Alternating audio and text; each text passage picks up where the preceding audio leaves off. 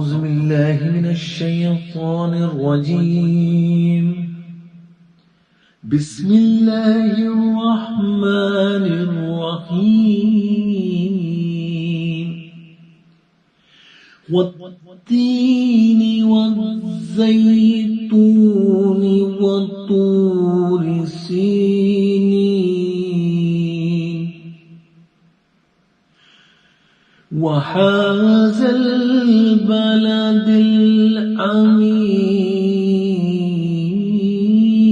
الأمين لقد خلقنا الإنسان في أحسن تقويم ثم رددناه أسفل سافلين إلا الذين آمنوا وعملوا الصالحات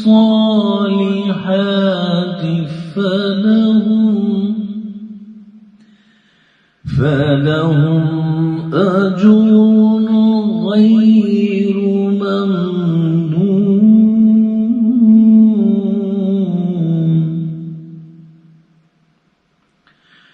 فما يكذبك بعد بالدين أليس الله بأحكم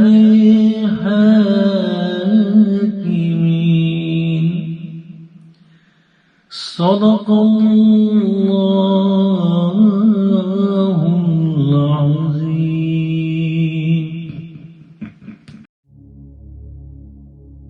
मेरे दिल में तू मेरे लब पे तू तेरी शान जल्ला जलालहू तेरी शान जल्ला जलालहू मेरी जिंदगी तेरी आरज़ू तेरी शान जल्ला जलालहू तेरी शान जल्ला जलालहू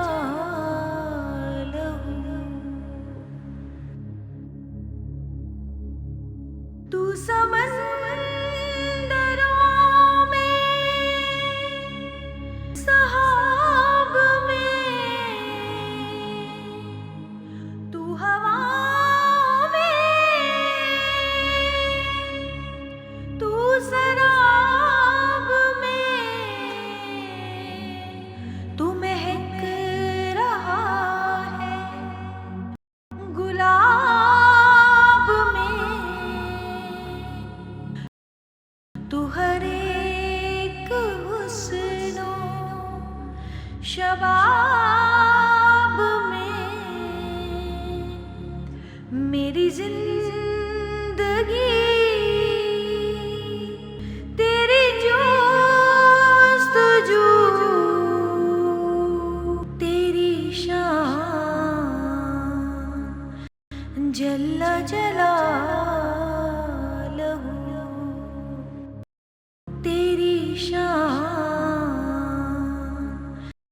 जल्ला जलालहू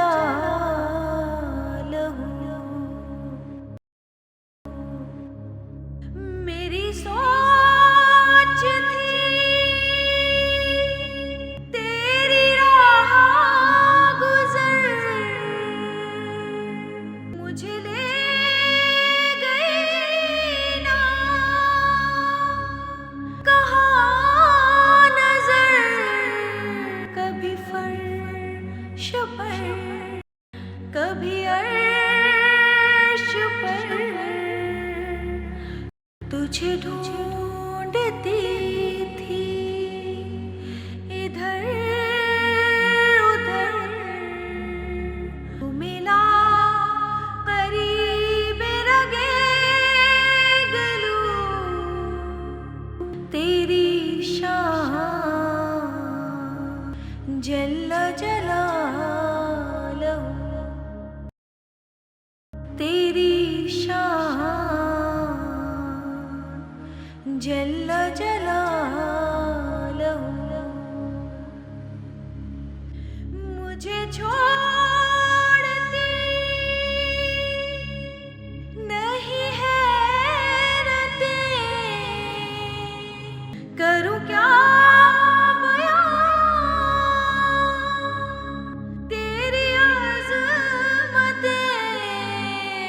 कहाँ मैं कहाँ तेरी रफ़अतें, कहीं खिलवतें कहीं जलवतें, कहीं खामोशी कहीं हाहू, तेरी शान जल्ल जलालहू, तेरी शान जल्ल जलालहू।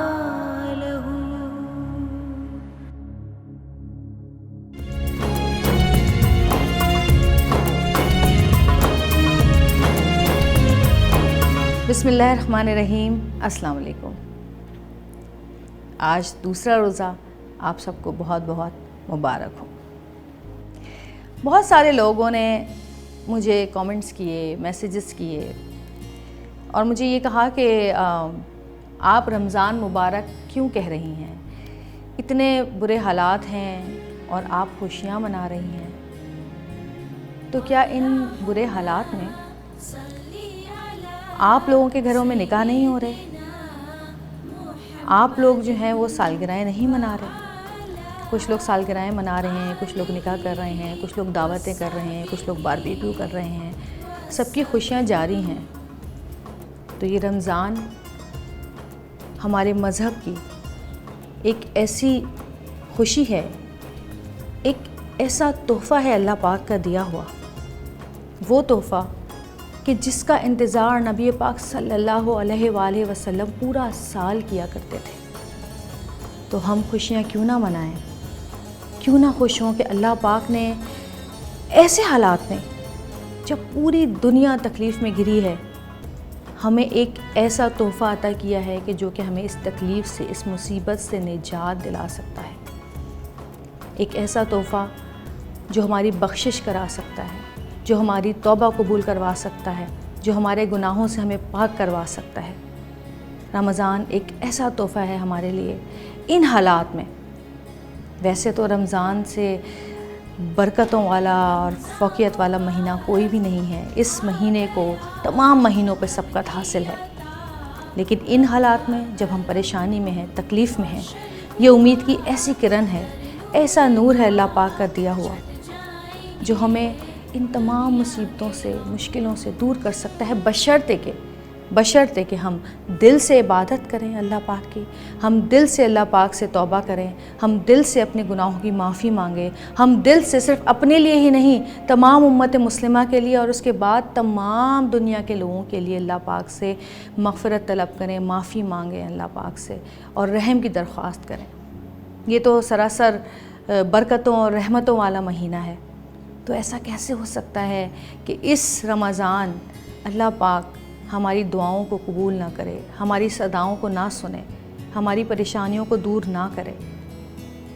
आइए अल्लाह पाक से मिलकर दुआ करते हैं कि या अल्लाह, हमारे गुनाहों को जो कि अनगिनत हैं उनको माफ़ फरमा, हम पे रहम फरमा, हमें कोरोना जैसे इस मर्ज़ से निजात दिला, हमें हर तरह के मर्ज़ से, चाहे वो हमारा जिस्मानी मर्ज़ हो, चाहे हमारा क़ल्बी मर्ज़ हो, चाहे हमारा रूहानी मर्ज़ हो, हर तरह के मर्ज़ में अगर हम मुब्तला हैं, हमें आज़ाद करा दे, हमारा दिल पाक कर दे, हमारी रूह पाक कर दे, हमारी सोच पाक कर दे, हमारा जिस्म पाक कर दे।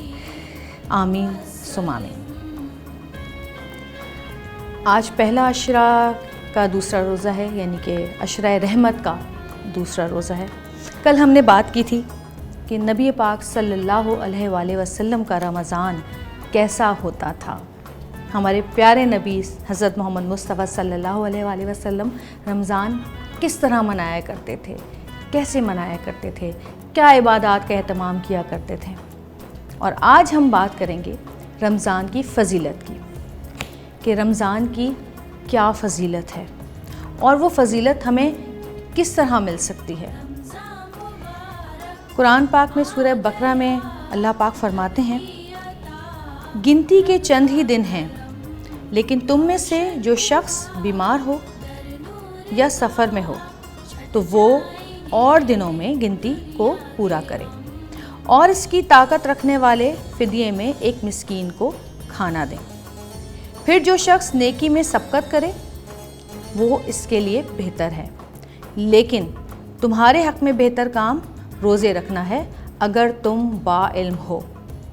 अल्लाह पाक ने हमें कितनी छूट दी है, कितना प्यारा है हमारा रब, कि अगर हम बीमार हैं, सफ़र में हैं, तो हम रोज़ा छोड़ के बाद में भी रख सकते हैं। लेकिन अगर हम इसकी ताकत ना रखते हों, हमारे पास अगर पैसे हों, तो हम फ़िदिया दे सकते हैं कि एक बंदे को, एक मिस्कीन को उसकी जगह खाना खिला दें अगर हम एक रोज़ा ना रखें। लेकिन आगे ये कहा गया है कि लेकिन तुम्हारे हक़ में बेहतर काम रोज़े रखना ही है अगर तुम बाइल्म हो तो, यानी कि रोज़े से ज़्यादा अफजल कोई चीज़ नहीं है।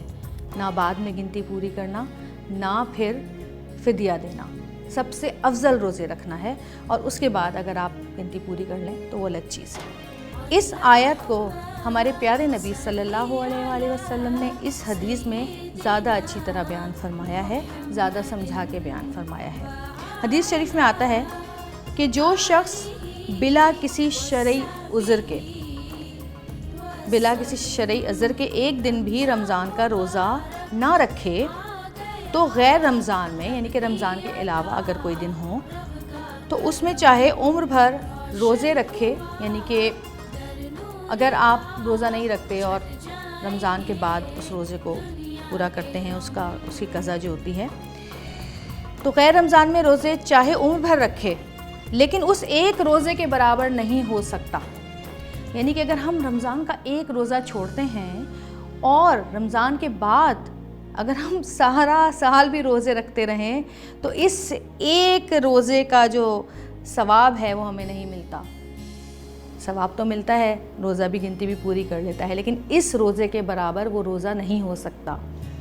तो हमें कोशिश करनी चाहिए कि हम बर्दाश्त करें, बीमार हों, थोड़ा बहुत अगर बर्दाश्त के काबिल हो, सफ़र में हों, बर्दाश्त के काबिल हों, तो हम कोशिश करें कि हम रोज़ा ना छोड़ें, बल्कि रोज़े अपने रमज़ान में ही पूरे करें, क्योंकि इस महीने का जो सवाब है वो कई गुना बढ़ के हमें मिलता है। तो अल्लाह पाक से हमारी यही दुआ है कि अल्लाह पाक हमें इस काबिल करे कि हम इस रमज़ान का हक़ अदा करने के काबिल बन जाएं, क्योंकि ये जो रमज़ान इस बार हमारी ज़िंदगियों में आया है, इसमें बहुत सारे लोग ऐसे हैं जो कि बहुत बिज़ी रहते थे, बहुत उनके पास टाइम नहीं होता था, बमुश्किल नमाज़ें जो हैं 5 वक्त की अदा कर पाते थे और सोशलाइजिंग में होते थे या काम में होते थे। जैसे मैं रमज़ान ट्रांसमिशंस कर रही थी 3-4 साल से, आप लोग भी देख रहे थे, तो सुबह जो है हम 11:30-12 बजे निकल जाया करते थे और स्टूडियो पहुंच जाते थे और तैयारी होती थी और स्क्रिप्ट आता था और सब करते थे। तो सुबह से हम, यानी सब तकरीबन 11:30 बजे से मगरिब तक हम बिज़ी रहते थे। वो भी अल्लाह का ज़िक्र करते थे, अल्लाह का नाम लेते थे, बेशक अल्लाह का ज़िक्र और अल्लाह का नाम लेते थे हम, लेकिन जो हमारी जो एक इबादत होती है, हम कुरान शरीफ पढ़ते हैं, कुरान पाक पूरा ख़त्म करते हैं। मैं तो अल्हम्दुलिल्लाह अल्लाह का शुक्र है कि एतिकाफ़ भी कई सालों से 17-18 साल से करती आ रही थी, लेकिन 1-2 साल मेरे साथ भी ये हुआ कि मैं रमज़ान ट्रांसमिशन की वजह से एतिकाफ़ नहीं कर सकी। लेकिन मैंने कुरान शरीफ ज़रूर एक ख़त्म किया, लेकिन जब आप इत्तिकाफ़ में बैठते हैं, आपके पास जब कोई काम नहीं होता तो आप ज़्यादा आप पढ़ते हैं। एक ज़माने में मैंने 3-3 कुरान पाक भी ख़त्म किए, तर्जुमे से अलग ख़त्म किए।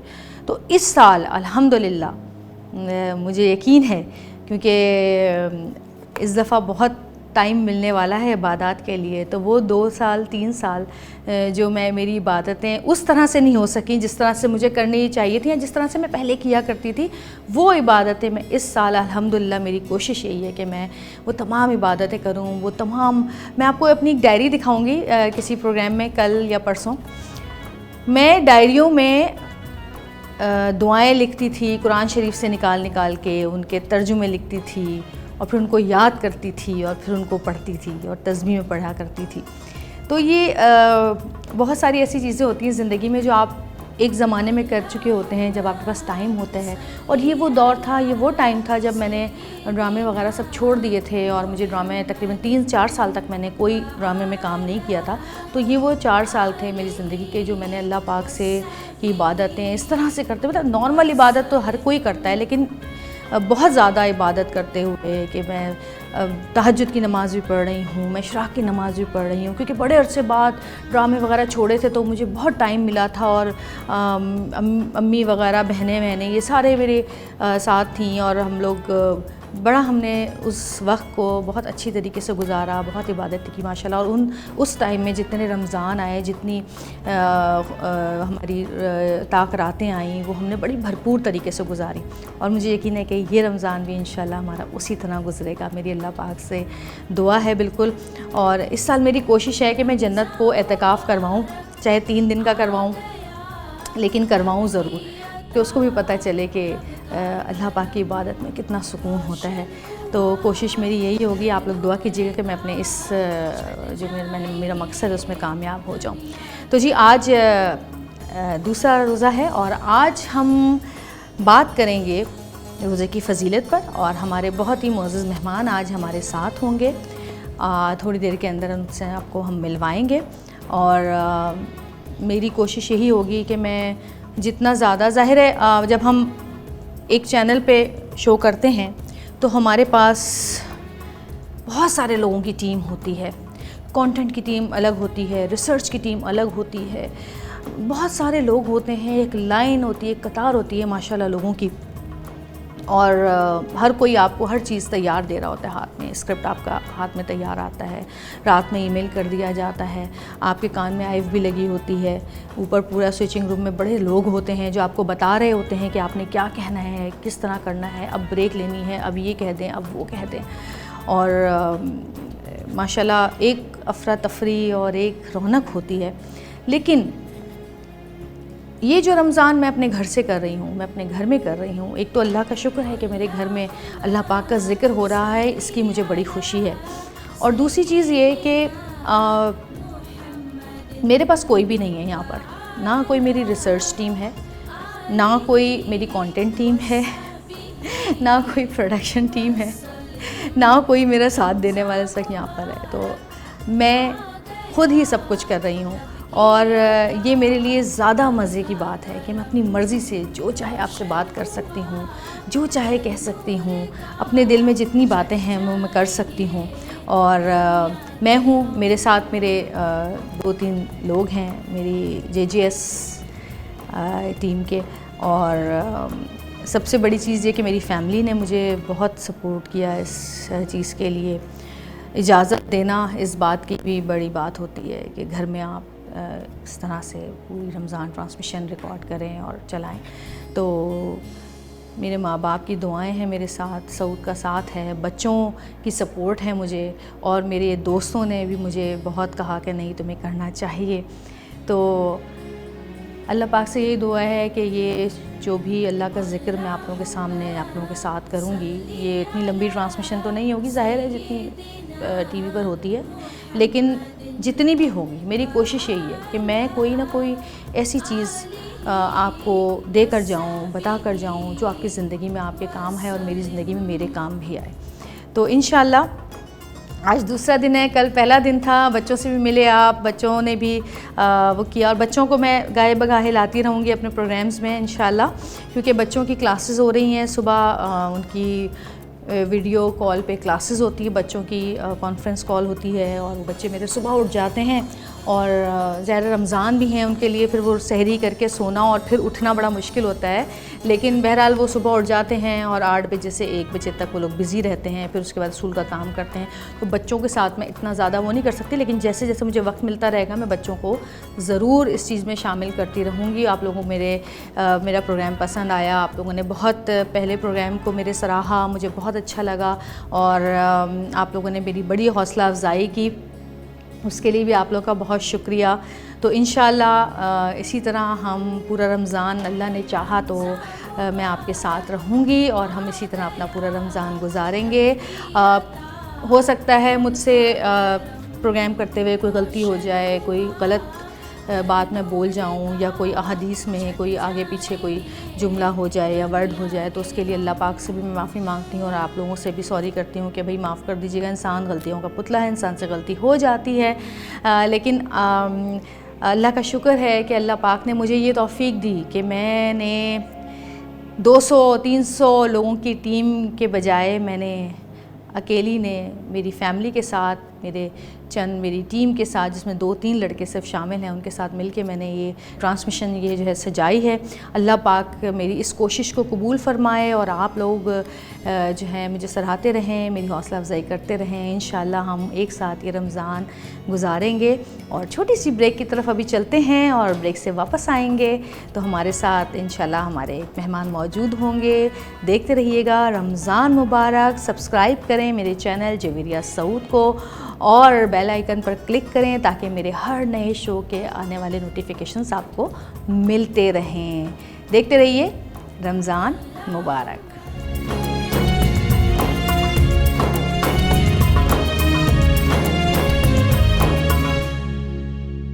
अस्सलाम वालेकुम। सफ़ानेस ईमान है, हम सबको साफ़ रहना चाहिए क्योंकि अल्लाह मियाँ साफ़ लोगों और पाक लोगों से प्यार करते हैं।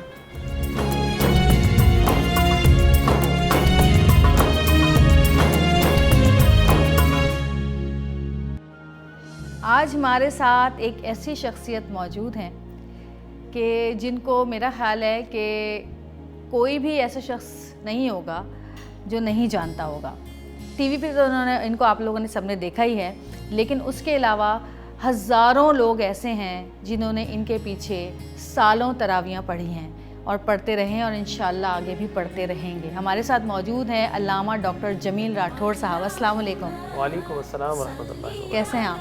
अल्लाह का बेपाया करम। आपको पता है कि मैं शादी से पहले 14 साल मेरे ख्याल में शादी को हो गए माशाल्लाह, और शादी से पहले मैं हर साल मैंने तरावी पढ़ी है। अच्छा। आपकी इमामत में। बिल्कुल माशाल्लाह। तो शादी के बाद तो सऊद के साथ पढ़ी। अच्छा, आपको शायद याद होगा। अच्छा। हाँ बिल्कुल, सऊद भी आया था। जी। तो और ख़ास कर हम जो वहाँ पे बैठते थे, मेरी अम्मी, बहनें, फुप्पो, चाचू, हम पूरी फैमिली होते थे, भाई वगैरह सारे हम आते थे और हम आते थे यूनिवर्सिटी रोड से, वहाँ पर आते थे और हमें आपकी जी बिल्कुल और आपकी जो तिलावत थी सूरह रहमान की, वो हर साल हम इंतज़ार करते थे कि हम सुनेंगे।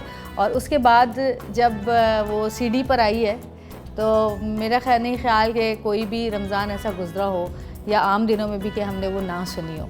और दूसरी बात मैं आप लोगों को बताती चलूँ कि जमील राठौर साहब ने माशाल्लाह मेरी बेटी जन्नत की जो हमने बिस्मिल्लाह की थी 4 साल 4 महीने में, तब भी इन्होंने ही जन्नत को पढ़ाया था माशाल्लाह, बिस्मिल्लाह करवाई थी इन्होंने ही। और इसके अलावा हमारे घर में और बहुत सारे ऐसे तकरीब होती हैं जिसमें ये ज़रूर आते हैं। तो शुरू करते हैं आज की बातचीत का सिलसिला इनसे। पहले सवाल मेरा ये है आपसे, वैसे तो हम सबको बहुत सारी चीज़ों के बारे में मालूमात है, लेकिन फिर भी हमें बहुत सारी ऐसी चीज़ें हैं जो नहीं पता और हमें बस जो बचपन से पढ़ाया गया है या बताया गया है सिर्फ वही हमें मालूमात होती हैं। इसके अलावा हम अगर कभी कुछ टीवी पे देख लेते हैं तो हमारी मालूमात में इजाफ़ा हो जाता है। मैं चाहती हूँ कि आज आप हमें बताएं कि रमज़ान की फ़जीलत क्या है। बिस्मिल्लाहिर्रहमानिर्रहीम। सबसे पहली बात तो ये कि रमज़ानुल मुबारक की फ़जीलत की सबसे बड़ी वजूहात ये है कि अल्लाह तबारक व तआला जल्ल व अला ने इसी महीने में अपना जितना भी पैगाम है आदम अलैहिस्सलातु वत्तस्लीम से लेकर हुजूर ख़ातमुन नबीयीन सल्लल्लाहु अलैहि वसल्लम तक, वो सारा माह रमज़ान ही में अम्बिया के वसीलों से अल्लाह ने इंसानों को अता किया। मतलब इब्राहीम अलैहिस्सलाम पर सहाइफ नाज़िल हुए, हज़रत मूसा, हज़रत ईसा, हज़रत दाऊद अलैहिस्सलातु वत्तस्लीम पर तौरेत, ज़बूर, इंजील नाज़िल हुई और हुजूर अकरम सल्लल्लाहु अलैहि वसल्लम पर कुरान नाज़िल हुआ इसी माह सयाम में। तो अल्लाह ताला का पैगाम इसी महीने में आया, ये बहुत अहम बात है। फिर उसके बाद माह रमज़ान की बेशुमार फ़ज़ाइल व मनाक़िब है। इब्न जौज़ी रहमतुल्लाह ताला अलैह अपनी किताब बुस्तानुल वाइज़ीन में फ़रमाते हैं कि यूसुफ़ अलैहिस्सलाम के 11 भाई थे, याक़ूब अलैहिस्सलाम के 12 बेटे।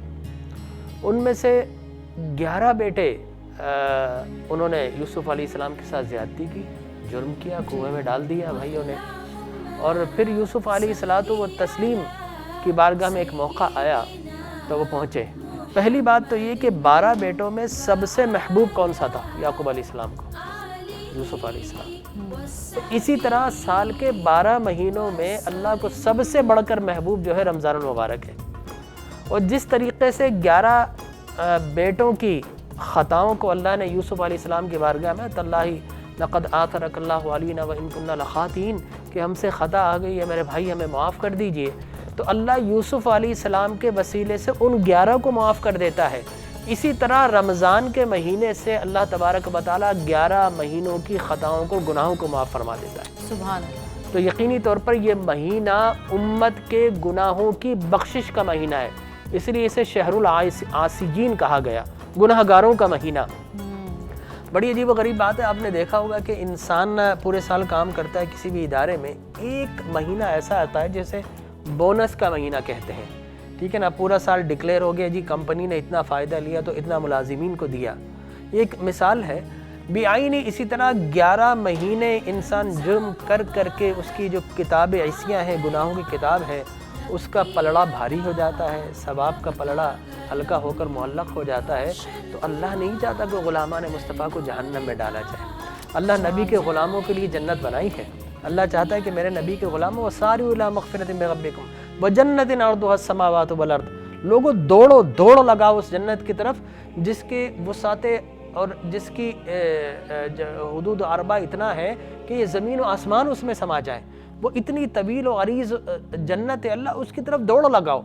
तो अल्लाह चाहता है कि मेरे नबी के उम्मती जन्नत में जाए। तो ये महीना अता कर दिया कि ये बोनस का महीना है। अगर चाहते हो कि गुनाह मुआफ़ हो जाए, अगर चाहते हो कि अमाल का पलड़ा भारी हो जाए, गुनाहों का पलड़ा साफ़ हो जाए, तो ये महीना तुम्हें दिया है, अल्लाह की जानिब रुजू करो। और अल्लाह की जानिब जो इस महीने में रुजू कर लेते हैं, हदीस मुबारक में आया मन साम रमज़ान, और फिर उसको रमज़ान का महीना जब आता है कोई रोज़ा रखता है और फिर रोज़े की रूह के मुताबिक उसकी गुनाहों से बचता है, तो अल्लाह तबारक व तआला हबीब का वादा गुफ़िर लहू, वो इस तरह गुनाहों से पाक हो जाता है जिस तरह आज ही माँ के पेट से गुनाहों से पाक व साफ़ होकर पैदा हुआ है। तो ये महीना दरअसल उम्मत की बख्शिश का महीना, इसलिए शहरु उम्मती कहा गया। फिर शहरुस सयाम, इसको सैयदुश शहूर कहा गया, सारे महीनों का सरदार। और शहरुल मुसाबात कहा गया, हमदर्दी का महीना। तो आप ये देखिए अल्लाह तबारक व तआला किस तरीक़े से इस महीने में हमदर्दी लाता है। इब्तिला और आजमाइश का दौर है, लेकिन अल्लाह तबारक व तआला ने कमाल मेहरबानी फरमाई कि अमीर पर भी रोज़ा फ़र्ज़ किया, गरीब पर भी रोज़ा फ़र्ज़ किया। अब अमीर जब 14 से 17 घंटे तक भूखा और प्यासा रहता है तो उसे एहसास होता है एब्डोमिनल क्रैम्प्स पड़ रहे हैं, तो उसका हलक बिल्कुल सूख गया, प्यास लग रही है, पी नहीं सकता। अमीर पर भी रोज़ा फ़र्ज़ है। यूँ तो उसके दस्तरखान पर अनवाअ व अक़साम के खाने सजे होते हैं पूरे साल, लेकिन इस महीने भूखा और प्यासा रखा उसे। क्यों? इसलिए कि जब तू भूख और प्यास से 17 घंटे के बाद इस नतीजे पर पहुँचेगा कि एक दिन की भूख और प्यास से जब मेरा यह हाल हो गया है, तो वो गुरबा जो कि उसर की और तंगी की ज़िंदगी गुजारते पूरे साल, जिनके पेट पर पत्थर बंधे होते हैं, तो इंसान खुद भूखा और प्यासा रहता है तो फिर उसे दूसरे की प्यास याद आती है, फिर उसे गरीब की भूख याद आती है, फिर वो चाहता है कि गरीब के पेट से पत्थर उठाए। हमदर्दी का जज्बा रोज़े की सूरत में उसे मिलता है। और फिर जब वो उन गुरबा के पास जाता है और उनको प्यासे को पानी पिलाता है, भूखे को खाना खिलाता है, उनके चेहरों पर जो ताजगी आती है, मुस्कुराहट आती है, वो मुस्कुराहट देखकर जो उसके जिस्म में इंबिसातो मुसर्रत की लहर उठती है, यकीन जानिए हकीकी खुशी वही होती है। बेशक बेशक। वो जो खुशी है ना, आप कहीं नहीं महसूस कर सकते। वो जो खुशी आपको मिलती है, इत्मीनान मिलता है, आपका डिप्रेशन ख़त्म हो जाता है, आपकी टेंशन लगता है रिलीज़ हो गई, ऐसा लगता है बिल्कुल हल्के हो गए। तो इस्लाम जो है इस महीने को हमदर्दी का महीना कहता है। इसलिए हमारे यहाँ मुसलमान इस महीने में कसरत के साथ ज़कात निकालते हैं, सदक़ात का इंतज़ाम करते हैं। और शहर कराची की अगर मैं बात करूँ तो सड़कों पर लोग खाना लेकर खड़े होते हैं कि किसी रोज़ेदार को इफ्तार करवा दिया जाए, किसी भूखे को खाना खिलवा दिया जाए। तो यकीनी तौर पर इसका थीम यही कि ये महीना हमदर्दी का महीना है। और फिर इस महीने को यकीनी तौर पर शहरुल्लाह भी इसका एक नाम है, अल्लाह का महीना। बड़ी अजीब व गरीब बात है, एक तरफ उम्मत का महीना, एक तरफ अल्लाह का महीना। हुकूकुल इबादत और हुकूकुल अल्लाह साथ मिला दिए, उसके बगैर चल ही नहीं सकता। हाथ मिला दिए, बिल्कुल साथ। देखिए अब कितनी खूबसूरत बात है कि नबी बुनियादी तौर पर दो चीज़ों के लिए आते हैं, मखलूक को खालिक से मिलाने के लिए, नंबर एक, नंबर दूसरा मखलूक को मखलूक से मिलाने के लिए। सुभान अल्लाह, क्या बात है। इन दो, बस नबी के दो काम होते हैं बुनियादी तौर पर, कि मखलूक को खालिक से मिला दे, जो रिश्ता टूटा है वो उसे जोड़ दे, बताए कि खालिक चाहता क्या है और मखलूक को कैसा देखना चाहता है। तो मखलूक को खालिक की मारिफत करवा दी और उसके अहकामात बता दिए, खालिक चाहता है। फिर मखलूक को मखलूक से मिलाना, अगर फ़कत मखलूक को खालिक से मिलाना होता तो कहा जाता है कि ये फार्मूला है, घर पर बैठो, नमाज़ें पढ़ो, रोज़ा रखो, नहीं। लेकिन मखलूक को मखलूक से मिलाना, इसलिए मसाजिद बनाई गई कि मस्जिद में आओ, एक दूसरे से मिलो, रमज़ान में आओ, इज्तिमाई तुम इफ्तार का इंतज़ाम करो, हज पर आओ, वो सारे लिबास उतार कर अमीर और गरीब का फ़र्क मिटा कर आओ, ताकि तुम्हें पता चले कि कोई ये ना पता कोई मिलियनर और बिलियनर जा रहा है, कोई गरीब जा रहा है, नहीं, सबका लिबास एक जैसा होगा, आओ आकर मिलो। हालांकि अल्लाह चाहता तो अमीरों का अलग है, गरीबों का अलग है, लेकिन नहीं, सब आएंगे ताकि मखलूक मखलूक से मिले, ठीक है ना। लिहाजा फरमाया कि दोनों तुम्हें काम करने इस माह रमज़ान में, तब जाकर तुम्हें ये मकाम नसीब होगा कि अल्लाह तबारक व तआला यौम जो शब जायज़ा आएगी, लैलतुल जायज़ा, अल्लाह तबारक व तआला उस रात को रसूलुल्लाह की सारी उम्मत की बख्शिश और मग़फ़िरत फरमा देता है। तो ये माह रमज़ान का। और फिर माह रमज़ान में मैं समझता हूँ कि आपकी ऑडियंस माशाल्लाह बहुत ज़्यादा है, मैंने देखा यूट्यूब चैनल आपका, कॉन्ग्रेचुलेट भी करता हूँ, माशाल्लाह बड़े इसके व्यूअर्स हैं। तो वो तो ना भी होते तो आपका हुक्म होता, मैं आ जाता, आप मेरी बहन है। लेकिन मैं अर्ज़ ये कर रहा था कि आपके चैनल के तवस्सुत से एक लम्हे के लिए अपना एहतिसाब करें, माह रमज़ान शुरू होने से पहले या बिगिनिंग ऑफ रमज़ान में ही, इब्तिदाई दिन है, तो अपना एहतिसाब करें कि माह रमज़ान में आपने क्या क्या छोड़ा। भाई खाना जायज़ है ना, जो जायज़ चीज़ें अल्लाह ने बताई उनका खाना भी जायज़ है, लेकिन आपने अल्लाह की रज़ा में खाना छोड़ दिया। पानी पीना जायज़ है, अल्लाह की रज़ा में पानी पीना छोड़ दिया। हुकूक़ अज़वाज जायज़ हैं, लेकिन अल्लाह चाहता है कि इस मखसूस दौरानी में अदा ना करो, तो वो भी छोड़ दिए। तो रमज़ान में जो जायज़ काम थे वो अल्लाह की मोहब्बत में छोड़ दिए, तो रमज़ान के बाहर वो सारे नाजायज़ काम भी छोड़ दें जिनसे अल्लाह मना करता है। तो ये अहद करें इस रमज़ान में, ये इब्तिला, ये आजमाइश, ये बलाएँ, ये मसाइब, ये अलम यानि लिल्लज़ीना आमनू अन तख़शअ क़ुलूबुहुम लिज़िक्रिल्लाह, ऐ ईमान वाले क्या अब भी तेरा दिल अल्लाह के खौफ से फटता नहीं है, उसमें रिक़्क़त तारी नहीं आती, अल्लाह का ज़िक्र तेरी ज़बान पर जारी नहीं होता, कि अब भी तो खौफ नहीं करता कि अपनी बुराइयों को तर्क कर दे। रमज़ान में क्या है, फरमाया सरकार कायनात सल्लल्लाहु अलैहि वसल्लम ने कि अगर कोई शख्स मल्लम यदा क़ौल ज़ूर वल अमल बिही फ़लैसा लिल्लाहि हाजतुन अन युरफ़ा तआमुहु व शराबुहु, कि अगर कोई झूठ बोलना, उस पर अमल करना, शोर गुगा करना, लान तान करना नहीं छोड़ता है, तो फिर अल्लाह को इससे कोई हाजत नहीं कि वो भूखा रहे या प्यासा रहे। लिहाजा माह रमज़ान नहीं होगा, जी हाँ, रोज़े में शुमार नहीं होगा। कितनी बड़ी बात है, हालांकि रोज़ा तो हो जाएगा, लेकिन अल्लाह चाहता है कि रोज़े की सूरत में इंसान की इस्लाह हो जाए, इंसान अपने आप को बदल ले। मैंने बहुत से लोग ऐसे भी देखे हैं कि जो रोज़ा रखते हैं लेकिन उनकी नीयत जो है ना वो कुछ और होती है। जैसे हम अगर मैं रोज़ा रखती हूँ तो मेरी नीयत यही होती है कि मैं झूठ नहीं बोलूँ, बुरे काम नहीं करूँ, चीखूँ नहीं, वो नहीं करूँ। और मेरी दुआ भी यही होती है कि या अल्लाह जो रोज़े में जो हाल है ना, वो आगे भी रमज़ान के बाद भी ऐसा हो जाए हमारे साथ, ठीक है ना। हम गुस्सा नहीं करें, झूठ नहीं बोलें, लड़े नहीं। लेकिन मैंने कुछ लोग ऐसे देखे हैं, एक तो उनकी नीयत ये होती है कि उन्होंने अपने मुंह से बोलते हैं, पता नहीं उनकी नीयत होती है या नहीं होती, अल्लाह बेहतर जानता है दिलों के हाल। तो वो अपने मुंह से कहते हैं कि भाई वो हम डाइटिंग पे थे तो हमने सोचा चलो रोज़ा ही रख लें। मतलब ये क्या बात है कि हम डाइटिंग पे थे तो हमने सोचा चलो रोज़ा ही रख लें ताकि हमारी डाइटिंग हो जाए, हमारा वेट कम हो जाए। मैंने ऐसे लोग भी देखे हैं बात करते हुए, मैंने ऐसे लोग भी देखे हैं जो रोज़ा रखने के बाद ज़्यादा गुस्से में आ जाते हैं। पूरे घर वाले उनसे डर के परेशान हुए हुए होते हैं क्योंकि वो उनको रोज़ा लग रहा होता है, वो बात बात पे चीख रहे होते हैं, गुस्से हो रहे होते हैं, रोडों पे लोग लड़ रहे होते हैं एक दूसरे से रोज़े में। तो ये क्या मतलब रोज़ा अगर किसी को बदले नहीं तो क्या उसका रोज़ा हुआ या उसका रोज़ा कबूल हुआ?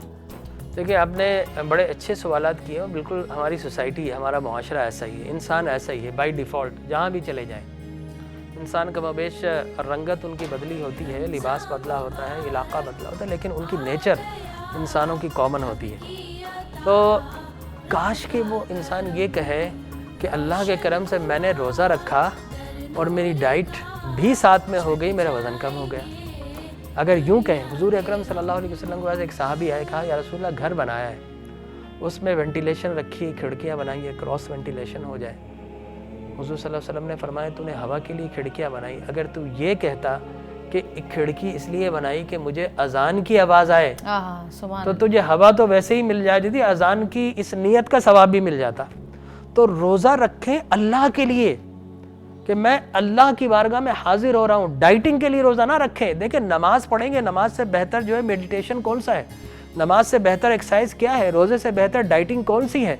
लेकिन रोज़ा डाइटिंग के लिए नहीं रखना, रमज़ान एक्सरसाइज के लिए नहीं हो, और नमाज एक्सरसाइज के लिए नहीं पढ़नी है, अल्लाह की रज़ा के लिए पढ़नी है। और जो उसके दूसरे बेनिफिट हैं ज़िम्नी, वो तो खुद ब खुद अल्लाह हमें अता फरमा देगा। लिहाजा मैं ये समझता हूँ कि जो लोग अगर ऐसा करते हैं और रमज़ान भी उन्हें ना बदले, रमज़ान भी उन्हें तब्दील ना करे, इसका मतलब ये है कि फिर उसे इंतज़ार करना चाहिए अल्लाह के फ़ैसले का। एक सवाल और बस था मेरा कि आजकल लोगों को बहुत परेशानी है, बड़ा सोशल मीडिया पे लोग लिख रहे हैं, बातें भी कर रहे हैं कि कोरोना की वजह से जिस तरह के हम हर साल रमज़ान गुजारा करते थे उस तरह रमज़ान नहीं गुज़र पा रहा। मैं सिर्फ ये आपसे पूछना चाहती हूँ कि रमज़ान का मकसद है कि दूसरों का दुख समझना, हुकूकुल इबाद, हुकूकुल अल्लाह अदा करना, इबादत करना। वो लोग जो ये समझते हैं कि रमज़ान का मकसद ये है कि नए नए कपड़े पहने, क्योंकि कहते हैं कि हिसाब नहीं होता है इस महीने में, और हम सहरी करने जा रहे हैं, हम अफ्तारियाँ करने जा रहे हैं, दावतें उड़ा रहे हैं, ये कर रहे हैं, वो कर रहे हैं। वो ऐसी इन लोगों के बारे में आप क्या कहते हैं? देखिए, मैं अर्ज़ करूँ कि अवाइल इस्लाम में रोज़ा 24 घंटे का, 23 घंटे का आमतौर पर होता था, लेकिन फिर अल्लाह ने करम फरमाया कि मखसूस दौरानिया का कर दिया। तो अगर हम लोग तो इसी काबिल थे कि 23 घंटे का रोज़ा रखें, ठीक है ना, ताकि बहुत सारी ख़राबियों से बच जाते और रमज़ान जब गुज़रता तो इंसान बन जाते। बिल्कुल अल्लाह ने करम किया, लुत्फ़ इनाम है उसका कि मखसूस दौरानिया। लेकिन इफ्तार के बाद हम ये क्यों भूल जाते हैं कि अल्लाह अब हमें नहीं देख रहा। इधर इफ्तार की उधर सिगरेट, इधर इफ्तार उधर गुटखा, इधर इफ्तार उधर पान, इधर इफ्तार उधर गालम गलोच, जैसे सब कुछ। तो माह रमज़ान में मैं ये समझता हूँ कि अगर कोई शख्स ख़ुद को रोकता भी है तो 8 से 10 घंटे के लिए रोकता है। नहीं साहब, अगर 24 घंटे प्रैक्टिस करें, सेशन में गुजारें तो यकीनी तौर पर रोक लेंगे। अब आपका सवाल कि इस वक्त कोरोना है, तो ये जो वायरस है ना, ये अल्लाह के राज़ों में से एक राज है, इसलिए कि हमने बैक्टीरिया को समझ लिया, पैरासाइट्स को हमने समझ लिया, हमने और बहुत सारे माइक्रो ऑर्गेनिज़म को हमने। आज तक दुनिया वायरस को नहीं समझ पाई है, इसलिए आज भी दुनिया के पास एंटी वायरल कोई ड्रग नहीं है। एंटी बैक्टीरियल तो पेनिसिलिन आने के बाद इनकलाब आ गया, लेकिन एंटी वायरल कोई नहीं है। आप देखें, एड्स के अगेंस्ट वैक्सीनेशंस कुछ है, लेकिन वैक्सीनेशन तो पैसिव थ्योरी, पैसिव ट्रीटमेंट होता है कि किसी को बचा लिया जाए किसी तरीके से। लेकिन एक्टिव ट्रीटमेंट कि ये दवाई बुखार हुआ, पैनाडोल लीजिए, एक्टिव ट्रीटमेंट है, बुखार उतर जाएगा, ठीक है ना। तो दुनिया तो अल्लाह के राज़ों से एक राज है। अल्लाह तबारक व तआला जब चाहता दुनिया पर जब जुल्म बढ़ जाए तो फिर हर सदी में अगर आप दुनिया की हिस्ट्री उठाएं तो ऐसी पेंडेमिक डिजीज़ आती है 1434 में, और फिर 1920 के करीब कितनी बड़ी बड़ी दुनिया में पेंडेमिक डिजीज, 5-5 करोड़ अफराद जो हलाक हुए उसके अंदर। अच्छा। वो यूरोप में ही गुजरा है। क्रूसेड वार के अंदर जब मुसलमानों को मारा गया, मस्जिद अक्सा पे कुछ लोग बचकर उसके अंदर पना के 10,000 खून बहाया गया था, लाशें थी। जब ऐसा मसला हो जाए तो फिर अल्लाह तबारक व तआला वो फिर उसको ज़रूरत नहीं होती कि वो आपको डेजी कटर फेंके आप पर, या एटॉमिक बम मारे, या अपाची लेकर आए, या फिर उसके बाद कोई गाइडेड मिसाइल मारे आपके पास। नहीं, उसका तो मिसाइल जो ना वो 16 माइक्रोन का है, वो जो अबाबिल की कंकरियों से भी छोटा। अबाबिल भी गाइडेड मिसाइल था, अबाबिल की कंकरियों से भी छोटा। और देखिए मज़े की बात है, आपने याद दिलाया, अबाबिल मक्के में किसी को नहीं लगा। अबरहा जो लश्कर लेकर आया था, जिसका नाम लिखा था उसी पे वो कंकरी उसी पे जाके हिट होती थी, चीथड़ उड़ा देती उसके। तो गाइडेड मिसाइल था वो तो मुअज्जज़ात का दौर था ना। जी हाँ। तो काश कि हम काबतुल्लाह के सामने बैठते, मस्जिद नबवी के सामने बैठते, और वो जो सुराख है ना वो खोल देते कि रसूलुल्लाह यहाँ से कोई हवा चला दें शिफा की, जो आलम इस्लाम में फैल जाए, तो यकीन जानिए कि हम में कोई बीमार ना होता। बस हमने अपनी असल की तरफ लौटना, गो टू द बेसिक, अपनी असल को मत भूलें। हम बहुत आगे निकल गए, खुदारा पलट कर देखिए, दुनिया ऐसी नहीं थी। लोग बोलते हैं दुनिया बदल गई, मैंने कहा नहीं, दुनिया नहीं बदली। क्या चांद की चांदनी बदल गई, सूरज की रोशनी बदल गई, क्या सुबह और शाम और रात बदल गया, दुरानिया बदल गया, क्या जो है सूरज अपने वक्त पर, सब कुछ वैसा ही है। क्या फूलों का तबस्सुम बदल गया, क्या कलियों की महक बदल गई, क्या चिड़ियों की चहक बदली, कुछ नहीं बदला, हम बदल गए हैं। इसलिए दुनिया बदली नजर आती है। तो अपने आप को दोबारा बदल लीजिए, गो टू द बेसिक्स, अपनी असल की तरफ पलटिए। यकीन जानिए आपको तमानियत भी मिल जाएगी, सुकून भी मिल जाएगा, इलाज भी मिल जाएगा। बेशक बेशक। अब भी अगर ना समझे हम तो फिर हमसे बदनसीब कोई नहीं है। जी नाज़रीन, यकीनन आपको आज का ये टॉपिक पसंद आया होगा और आपको बहुत सारे अपने सवालों के जवाब मिले होंगे। अगर आपके और कोई सवालात हैं तो आप प्लीज़ कमेंट में लिखिएगा। मैं अगले प्रोग्राम में जमील राठौर साहब से ज़रूर वो सवालात करूँगी, और देखते रहिएगा मेरा प्रोग्राम। और इंशाअल्लाह नए टॉपिक के साथ कल फिर आपसे मुलाकात होगी। अल्लाह हाफ़िज़। अल्लाह हाफ़िज़ जी, बहुत शुक्रिया आपका। जी आपका भी बहुत शुक्रिया। जज़ाकल्लाह, आपने बड़ा अच्छा हमें आज जो भी इंफॉर्मेशंस दी और जो भी चीज़ें बताई, बहुत सारे लोगों को अपने बहुत सारे सवालों के जवाब मिल गए होंगे। अल्लाह पाक उसके जज़ाए खैर दे, आपको सेहत अता फरमाए, आमीन।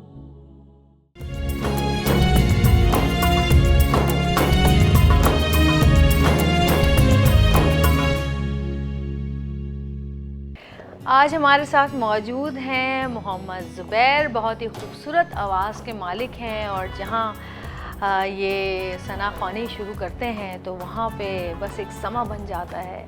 जहाँ भी हम दो सना पढ़ते हैं वहाँ पे हम उनकी आवाज़ में, उस कलाम में खो जाते हैं और हमारे रोंगटे तक खड़े हो जाते हैं। अस्सलाम वालेकुम। ठीक हैं आप? ठीक, आप ठीक हैं? अल्लाह का शुक्र। क्या सुना रहे हैं आज आप? मैं एक नात आपके सामने।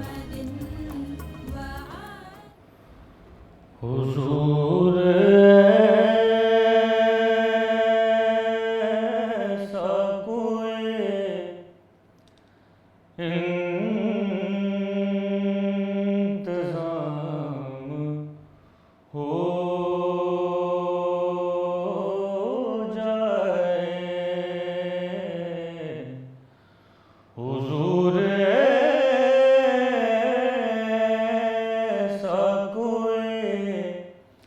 in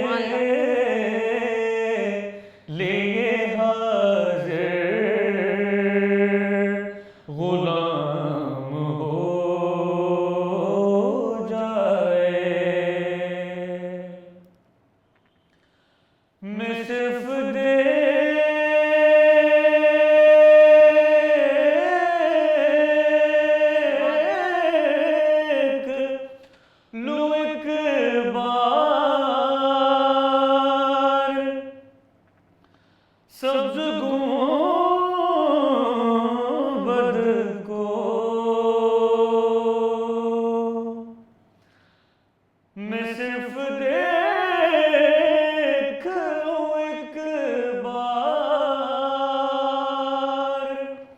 सुबह तैबा को, बला से फिर मेरे दुनिया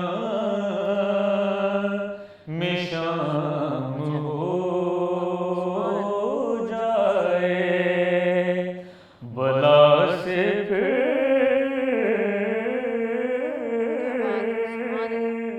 मेरी दुनिया में शाम हो जाए। हुजूर आप जो कह दें तो कुछ नहीं मुश्किल, हुजूर आप जो कह दें तो कुछ नहीं मुश्किल, हुजूर आप जो कह दें तो काम हो जाए, हुजूर आप जो कह दें तो काम हो जाए। और मेरी नमाज़े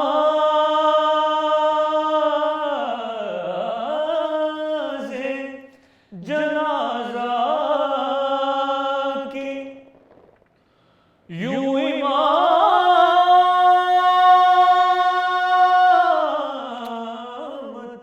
हो,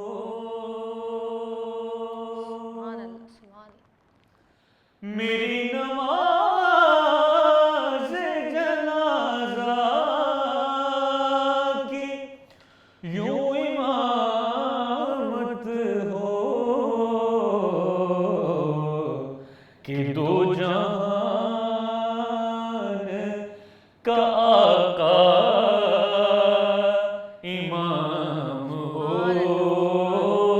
जाए, कि दो जहान का आका इमाम हो जाए। सलाम के लिए हाज़िर गुलाम हो जाए। सुभान अल्लाह, बहुत ही खूबसूरत कलाम, बहुत ही खूबसूरत अंदाज़, बहुत ही खूबसूरत आवाज़ और बहुत ही खूबसूरत जज्बात। कहते हैं कि जब आप दिल से कोई चीज़ पढ़ते हैं, चाहे वो हम्द हो, चाहे वो नात हो, चाहे वो मुनाजात हो, तो उसके जो एक्सप्रेशन होते हैं वो आपकी आवाज़ में आ जाते हैं। बिल्कुल। और बहुत इस वक्त के लिहाज से जब वो लोग जो कि अपना रमज़ान मक्का में, मदीना में गुजारा करते थे और अब इस साल जो लोग नहीं जा सके, वहाँ पे हाज़िरी नहीं दे सके, उनके दिल बड़े तड़प रहे हैं जाने के लिए। और हम तो रमज़ान से पहले होकर आया करते थे। तो ये जो कलाम है ना इस वक्त, बस बिल्कुल हम सबके दिल की आवाज़ है कर रहा है कि हुजूर ऐसा कोई इंतज़ाम हो जाए, सलाम के लिए हाजिर ग़ुलाम हो जाए। काश अल्लाह पाक इस हमारी दुआ को कबूल फरमाए और अपने नबी हज़रत मोहम्मद मुस्तफ़ा सल्लल्लाहु अलैहि वसल्लम के सदक़े में हमें इस वक्त से निकाल दे जो कि मुश्किल वक्त पूरी दुनिया पर और नबी पाक सल्लल्लाहु अलैहि वसल्लम की उम्मत पर पड़ा है। हम लोगों के लिए इसलिए ज़्यादा तकलीफ़ दे है कि हम उन जगहों पर जा नहीं पा रहे जो कि हमारे लिए एक शर्फ़ होता है कि हम मक्का मदीना जाएं, वहाँ पे उम्रा अदा करें, नमाज़ें पढ़ें, सजदे करें। लेकिन कहते हैं कि जब अल्लाह पाक नाराज़ होते हैं तो वो अपने सजदों की तौफ़ीक छीन लेते हैं इंसान से। तो अल्लाह पाक हमारे गुनाहों को माफ़ फरमाए और हम सबको तौफीक दे कि हम एक बार फिर उन्हीं रौनकों में, उन्हीं इबादतों में, उन्हीं गूंजती हुई अज़ानों में रमज़ान के रोज़े रखें, जहाँ के लिए हर मुसलमान की ख्वाहिश होती है जहाँ जाने की। आमीन सुमीन। बहुत शुक्रिया Zubair, thank you so much. आपका बहुत शुक्रिया। जी चलते हैं अब अपने अगले सेगमेंट की तरफ, देखते रहिएगा। रमज़ान मुबारक।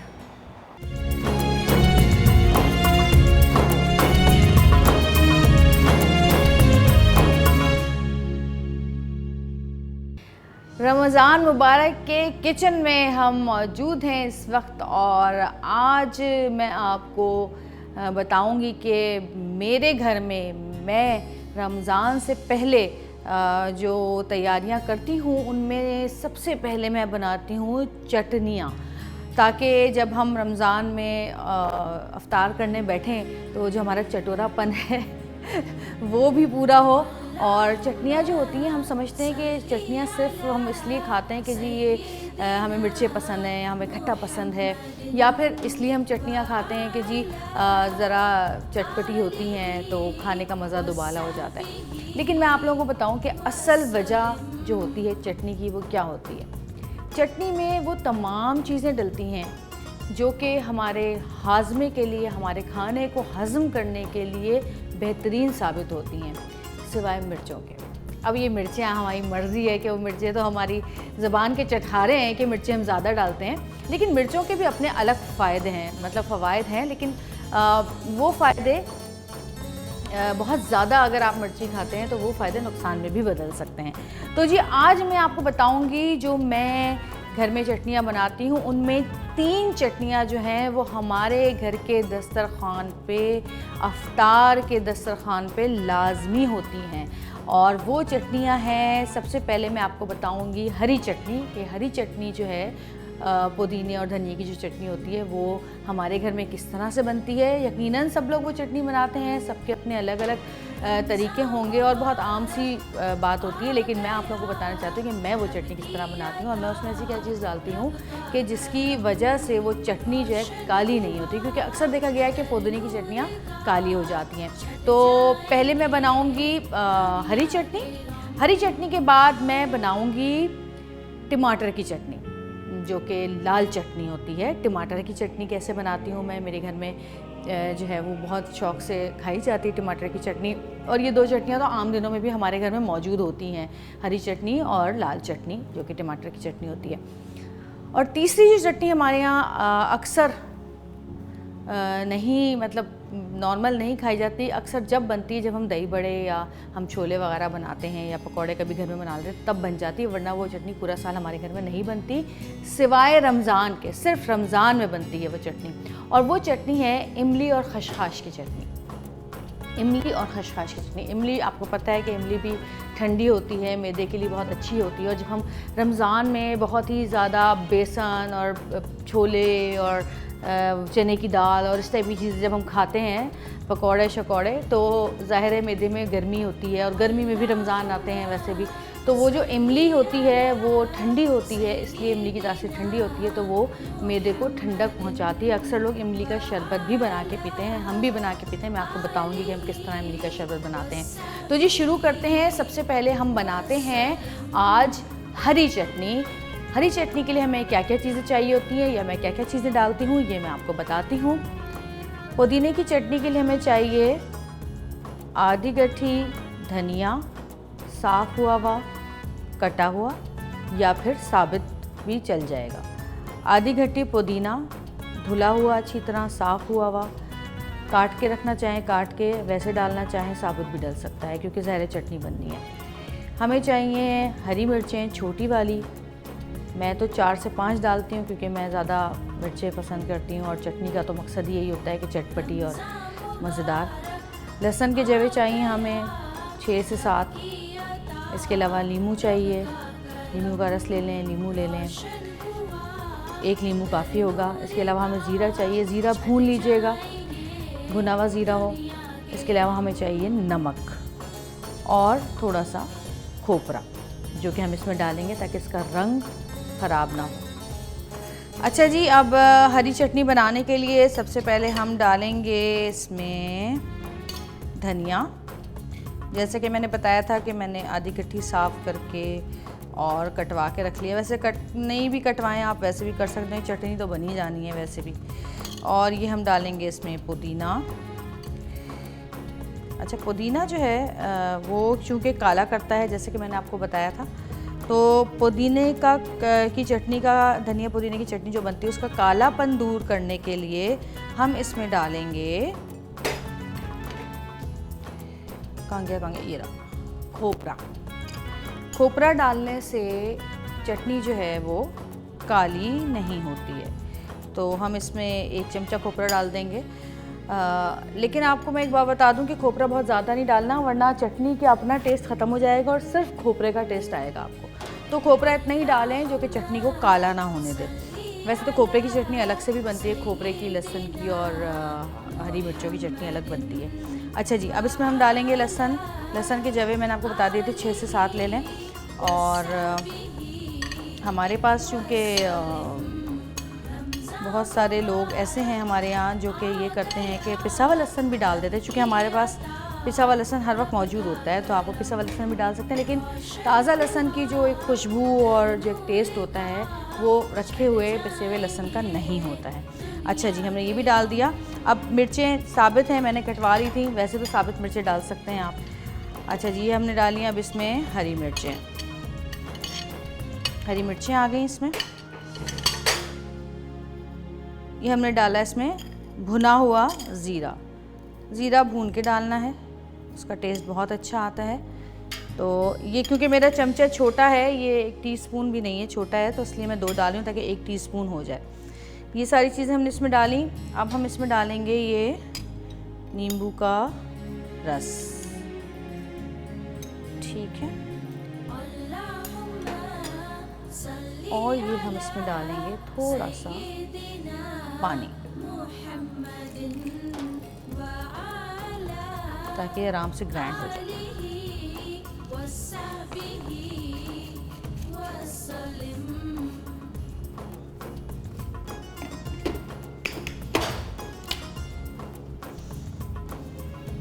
हाँ भैया, उल्टा रख दिया माशाल्लाह।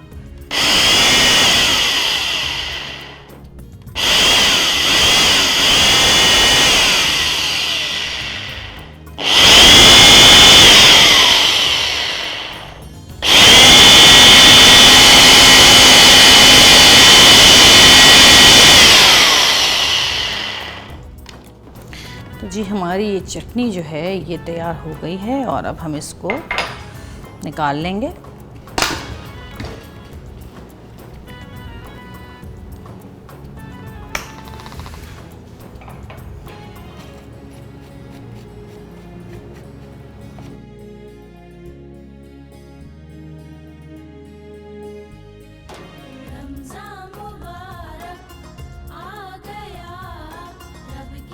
अच्छा जी, चटनी तैयार हो गई है, हरी चटनी हमारी। और अब हम इसमें डालेंगे नमक हस्बे ज़ायका। जितना भी आप लोग नमक इस्तेमाल करते हैं उसके हिसाब से नमक इसमें डालेंगे। ये देख लें आप, मेरी चटनी के कलर देखें कितना खूबसूरत कलर आया है, बहुत ज़्यादा बारीक नहीं है। इसमें आपको ज़ीरा भी हल्का फुल्का पिसा हुआ कहीं साबित नज़र आ रहा है। इसमें आपको ये देखें लहसुन भी हल्का फुल्का नज़र आ रहा है। मैं बहुत ज़्यादा पतली यानी कि बिल्कुल बारीक पिसी हुई चटनी नहीं खाती हूँ। तो जी, चटनी हमारी हो गई है तैयार। जी, आपने देखा हरी चटनी मैंने बना ली है। और अब मैं बना रही हूँ टमाटर की चटनी। और टमाटर की चटनी में जो चीज़ें इस्तेमाल होती हैं वो मैं आपको बताती हूँ कि टमाटर की चटनी में हम क्या क्या चीज़ें डालते हैं। 2 अदद या 3 अदद टमाटर और थोड़ा सा तकरीबन आधी से आधी गट्ठी धनिया, आधी की आधी गट्ठी पुदीना, मिर्चें, हरी मिर्चें जितनी आप डालना चाहें, पसंद करना चाहें, नींबू का रस, कुटी हुई लाल मिर्चें, भुना हुआ ज़ीरा 1 चमचा तकरीबन, और नमक। अच्छा जी, अब लाल चटनी का सामान हमने यहाँ रख लिया है अपने पास। लाल चटनी में हम डालेंगे, जैसे कि मैंने आपको बताया, सबसे पहले ज़ीरा, ठीक है, ज़ीरा डाला हमने। इसमें दोनों मिर्चें डलती हैं, हरी मिर्चें भी डलती हैं और कुटी हुई लाल मिर्चें भी डलती हैं। मैं तो डालती हूँ, बाकी आप लोगों की मर्ज़ी। अब हमने डाली कुटी हुई लाल मिर्चें। अभी हमने डाली इसमें हरी मिर्चें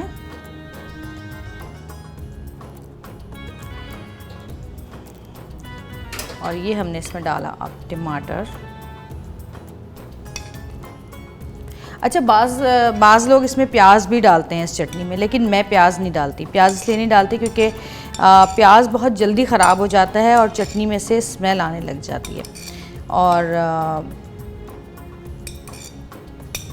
टमाटर की चटनी जो है, वैसे अगर आपने एक दिन खाने के लिए बनानी है तो आप उसमें प्याज डाल सकते हैं, और अगर आपने 2 से 3 दिन आप चाह रहे हैं चलाना तो फिर प्याज कभी मत डालिएगा क्योंकि स्मेल आ जाती है और ख़राब हो जाता है प्याज जल्दी। अच्छा, ये लहसुन जो है मैंने पिसवा लिया था अभी, क्योंकि मैंने कहा बार बार डालना पड़ेगा, तो ये लहसुन मैंने इसमें डाल दिया है। अच्छा जी, लहसुन भी डाल दिया हमने, और अब हम डालेंगे इसमें पुदीना और धनिया।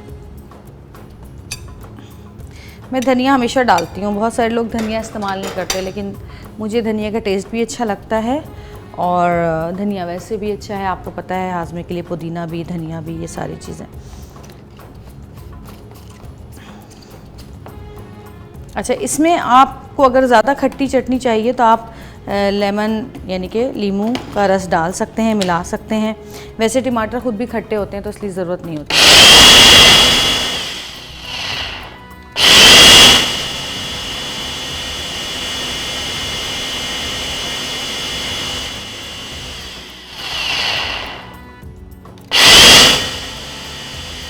हाँ जी, तो ये हमारी अब लाल टमाटर की चटनी भी तैयार हो चुकी है। ज़्यादा लाल नहीं होती है क्योंकि इसमें हरी मिर्चें बहुत डाल दी है मैंने। तो आप ये नहीं कहने अरे ये लाल कहाँ है, ये तो ब्राउन कलर की है। तो जी, रमज़ान में इन चटनियों का जो मज़ा है पकौड़ों के साथ, आहा हा हा हा, वो किसी और चीज़ में नहीं आता। ये जी टमाटर की चटनी जो है ये भी हमारी तैयार हो गई है, और अब हम इसमें डालेंगे नमक। और अगर हमें, जैसे कि मैंने आपको बताया था पहले भी, कि अगर आपको ऐसा लगता है कि आपको और ज़्यादा खट्टी चाहिए तो आप उसमें खटास भी डाल सकते हैं, यानी कि नींबू का रस भी डाल सकते हैं। तो जी हमारी टमाटर की चटनी भी तैयार हो गई है। देखिए, ये भी मैंने थोड़ी सी गाढ़ी गाढ़ी रखी है क्योंकि मज़ा आता है जब, हाय मज़ा, रमज़ान में रोज़े में जब चटनियाँ सामने आती हैं तो मुँह में ऐसा पानी आ रहा है कि मैं आपको बता नहीं सकती। खैर, थोड़ी देर के बाद रोज़ा तो खुल ही जाएगा और ये चटनियों से लुत्फ़अंदोज़ होंगे हम भी, और आप भी। आपके पास तो बहुत टाइम है, तो 5-5 मिनट में बनने वाली चीज़ें हैं। ये तो मैं इतना एहतमाम करती हूँ, आप लोगों के लिए सजाती हूँ ये ट्रेज़ वगैरह, वरना घर में तो ये चीज़ उठाई डाली और बन गई ये गर्र करके चटनी तैयार। तो जी दूसरी टमाटर की चटनी भी हमारी तैयार हो गई है, और अब हम बनाएंगे इमली की चटनी। उसमें थोड़ी सी मेहनत है। आपने देखा टमाटर की चटनी मैंने बना ली है, और अब बारी आ गई है इमली की मीठी चटनी बनाने की, इमली और खशखाश की मीठी चटनी। और मैं बड़ी एक इम्पॉर्टेंट बात आपको बताने वाली हूँ इस वक्त, कि अगर आपको नींद नहीं आती, रात भर आप जागते हैं और आप ये इमली की खशखाश वाली चटनी खाएं तो आपको यकीनन नींद आएगी, क्योंकि खशखाश जो होती है उससे नींद आती है। वैसे भी आप लोगों को मैं बताती चलूँ कि अगर आपको नींद नहीं आती है और आपको प्रॉब्लम है, तो बजाय नींद की गोलियां खाने के आप 1 चमचा खशखाश दही में डाल के, 2 चमचा खशखाश दही में डाल के उसको मिक्स करके और खा लें। आपको थोड़ी देर बाद ऐसी नींद आएगी कि मज़े से सोएंगे आप। तो जी शुरू करते हैं। अच्छा, मैं आपको बता दूं कि जी इमली की चटनी के लिए पहले आपने इमली, जैसे मैंने तो 1 प्याली इमली ली है, लेकिन वैसे मैं ज़्यादा जब घर में बनाती हूँ तो और ज़्यादा इमली लेती हूँ। तो जितनी आपको चटनी बनानी है उसके हिसाब से आपने इमली लेनी है। और इसमें जो होता है, इसमें किसी और चीज़ का इतना ज़्यादा हिसाब किताब नहीं होता। नमक हस्बे ज़ायक़ा डालते हैं हम, चीनी जितनी आप लोग खाते हैं, कम खाते हैं, ज़्यादा खाते हैं, उतनी ही डलती है। खशखाश हाँ अलबत्ता आप कम से कम, अगर आप 1 पाव इमली की चटनी बना रहे हैं तो खशखाश कम से कम आपने 3 से 4 टीस्पून डालना है, ठीक है। और ज़ीरा जो है 1 टीस्पून डालना है। और 1 पाव की चटनी, 1 पाव इमली की चटनी की बात कर रही हूँ मैं, और ज़ीरा जो है आपने 1 टीस्पून डालना है। खशखाश जो है आपने 3 से 4 टीस्पून डालनी है। और पिसी हुई दालचीनी जो है वो आपने आधी से भी कम चमची डालनी है, ठीक है। और कुटी हुई मिर्चें लाल, आपकी मर्ज़ी, आप जितनी भी डालें। तो सबसे पहले मैं आपको बताऊं कि इमली की चटनी बनाने के लिए आपने इमली को भिगो देना है गर्म पानी में, ठीक है। जब इमली गर्म पानी में भिगो देंगे आप अच्छी तरह उसको छान के, सबको ही आता है कि किस तरह उसको पका भी सकते हैं, पका के निकालना होता है। खैर मैं तो बाद में पकाती हूँ। तो जी इमली की चटनी, क्योंकि ऐसा हमारे पास अभी टाइम नहीं है तो इसलिए मैं आपको बता रही हूँ कि इमली की चटनी को आप भिगो कर रख दें गर्म पानी में। उसके बाद अच्छी तरह हाथ से मसल के उसके बीज और वो जो भी उसके मवाद होता है वो सारा निकाल दें, और सिर्फ जो चटनी गाढ़ी जो रह जाती है उसको आप चूल्हे पे पकाने के लिए चढ़ा दें। दूसरा तरीका ये है कि आप चटनी इमली को जो है पानी में डालें और पानी बॉयल करने के लिए चढ़ा दें। जब पानी पकता रहेगा खुद ब खुद इमली का जितना भी रस है वो निकलता रहेगा, गिठलियाँ और जो उसके छिलके विलके हैं वो सब आप अलग कर दीजिएगा और उसको छान लीजिएगा। नहीं भी छाने तो हाथ से भी आप उसको उठा के अलग कर सकते हैं, ठीक है। मैंने जो है ये चीज़ तैयार कर ली थी पहले ही, क्योंकि टाइम नहीं था, इस वजह से इमली को मैंने छान वान के उसका पानी निकाल लिया था। अब मैं आपको बताऊंगी कि पानी वगैरह निकालने के बाद क्या करना है। लेकिन एक बात याद रखिएगा, इमली की चटनी को पकाना बहुत ज़रूरी है। अगर आप इमली की चटनी को पकाएंगे नहीं तो आपका ये गला ख़राब करेगी, क्योंकि कच्ची इमली हमेशा गला ख़राब करती है। तो इमली की चटनी को पकाना बहुत ज़रूरी होता है।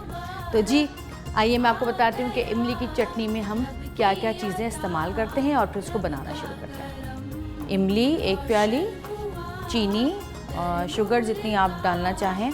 इसके अलावा हमें चाहिए कम से कम आधी चमची पिसी हुई दालचीनी, कुटी हुई लाल मिर्चें, ज़ीरा और खसखस। ये है खसखस, ये है भुना हुआ ज़ीरा, ये है कुटी हुई लाल मिर्चें और ये है पिसी हुई दालचीनी, ये है इमली और ये है शुगर। अब हम बनाने लगे हैं इमली की चटनी। इंग्रेडिएंट्स जो हैं इमली की चटनी के वो आपने देख लिए हैं। मैं बताती हूँ आपको। सबसे पहले इसमें हमने डालना है, गरम कर लेना है फ्राइंग पैन, और इसमें हमने डालनी है खसखस। 1 चमचा, 2 चमचा और ये 3 चमचा मैंने डाली है खसखस। और बहुत ज़्यादा देर तक खसखस को नहीं रखना है। ये हमने इसमें डाल दिया है ज़ीरा। ज़्यादा देर तक खसखस को नहीं रखना है क्योंकि जल जाएगी। हल्का सा इसको जल्दी से बस भूनना है। ये आप देख रहे हैं खसखस और ज़ीरा, ये मैं भून रही हूँ। जब आप खसखस भूनेंगे तो आपको बड़ी प्यारी सी अच्छी सी खुशबू आएगी खसखस के भूनने की, ठीक है। अच्छा, मैंने जैसा कि आपको बताया था कि मैंने पहले ही पानी निकाल के रख लिया है उसका, इमली का। अच्छा, इसमें हम डाल देंगे, ये मिर्चें भी डाल देंगे, ठीक है। लाल कुटी हुई मिर्चें भी डाल दी हमने।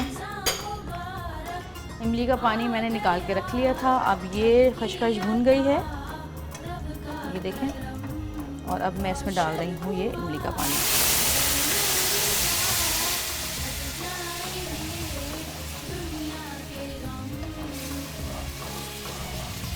आपको बड़ी प्यारी सी खुशबू आएगी जब आप ये बना रहे होंगे, बड़े मज़े की खुशबू आएगी। इसमें थोड़ा सा हम डालेंगे पानी। ये हमने डाला पानी।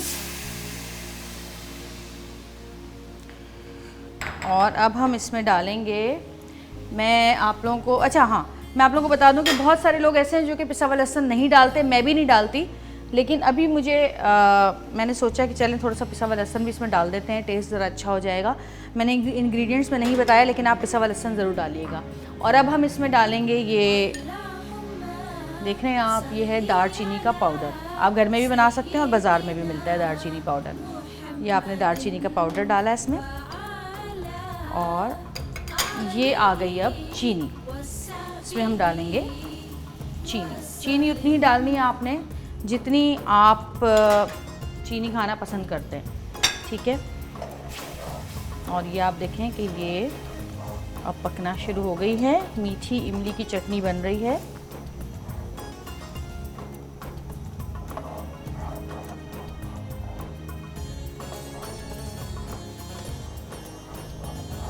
इसको हमने गाढ़े होने तक पकाना है। जितना गाढ़ा भी आपको पसंद है, आप लोग ज़रा पतली खाना पसंद करते हैं तो पतली रखें, अगर ज़रा गाढ़ी खाना पसंद करते हैं तो आप लोग गाढ़ी रखें। तो मैं तो थोड़ा सा ज़रा इसको गाढ़ा ही बनाती हूँ।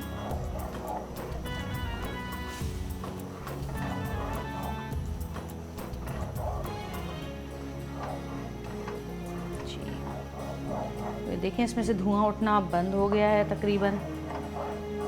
जब आप फ़ौरन डालते हैं गरम गरम कोई चीज़, इसमें धुआं उठना शुरू हो जाता है। लेकिन अब जो है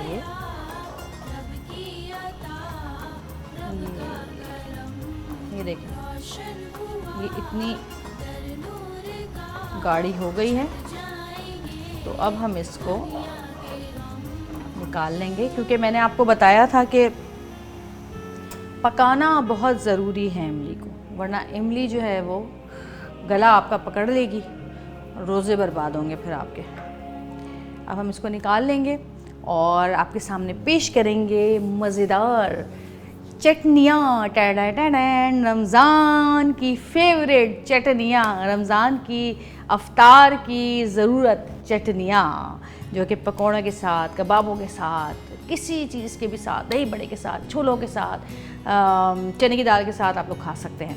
तो जी आइए देखते हैं कि क्या खूबसूरत लग रही हैं हमारी चटनियाँ। चुटकी बजा के पहुँचते हैं चटनियों के पास।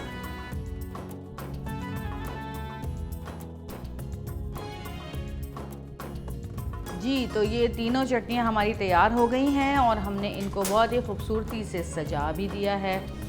और अब ये हम इसमें डालेंगे स्पून और हम इसको अब ढक देंगे। वैसे तो ये मैंने अभी इस वक्त जो प्रेजेंटेशन इनकी की है वो आप लोगों के देखने के लिए की है, लेकिन इनको जो है कांच की बॉटल्स में अगर आप रखेंगे तो ये जो इमली की चटनी तो काफ़ी दिन चल जाएगी। हाँ जी, यकीनन आपको मेरी ये बनाई हुई तीनों चटनियाँ पसंद आई होंगी। आप लोग अपने घर पे ट्राई कीजिएगा और मुझे बताइएगा कि कैसी बनी। खासकर इमली की चटनी ज़रूर ट्राई कीजिएगा, जो इमली की मीठी चटनी है, और मुझे बताइएगा कि कैसी बनी। और अल्लाह मियाँ हम सब के रिस्क में बरकत दे। इस रमज़ान मुबारक के सदक़े में हम सबको हर तरह की माशी परेशानियों से बचाए, आमीन सुम्मा आमीन, और सबके घरों में बरकतें और रहमतें नाज़िल करे। अब हम चलते हैं अपने अगले सेगमेंट की तरफ। देखते रहिएगा रमज़ान मुबारक।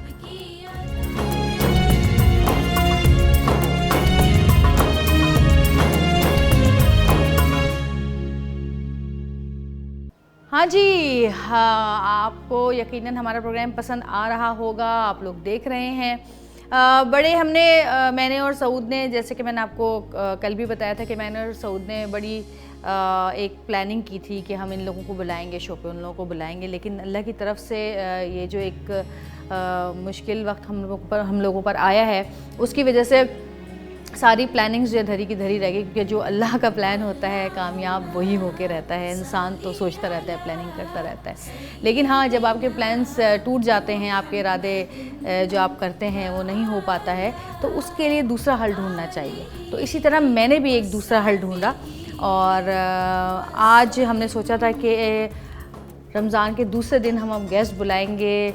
हमारी एक बहुत ही प्यारी आर्टिस्ट हैं उनको, लेकिन अल्लाह की करनी ऐसी हुई कि हम उनको ना बुला सके। और उसकी वजह ये भी है कि वो लॉकडाउन में पाकिस्तान से बाहर फंसी हुई हैं। और ऐसे बहुत सारे लोग हैं, जैसे कि सऊद नहीं आ सके, लॉकडाउन में फंस गए, अपने घर नहीं आ सके, वो अपने घर से दूर बैठे हुए हैं। इसी तरह और बहुत सारे लोग हैं जो इस कोरोना वायरस की वजह से, लॉकडाउन की वजह से अपने अपने घरों को नहीं पहुंच पाए हैं, जिनके घर वाले उनका इंतज़ार कर रहे हैं। और उनमें ही हमारी एक बहुत ही प्यारी एक्ट्रेस हैं, सिर्फ एक्ट्रेस ही नहीं, वो होस्ट भी हैं, राइटर भी हैं, सिंगर भी हैं, और क्या क्या उन्होंने अपनी ज़िंदगी में कारनामे अंजाम दिए हैं। जो काम करती हैं लगता है कि बस ये उसी के लिए जो है ना बनी थी। और पाकिस्तान का एक बड़ा नाम है, पाकिस्तान में उनसे मोहब्बत करने वाले लोग बहुत हैं, और पाकिस्तान से बाहर भी उनसे मोहब्बत करने वाले बहुत हैं।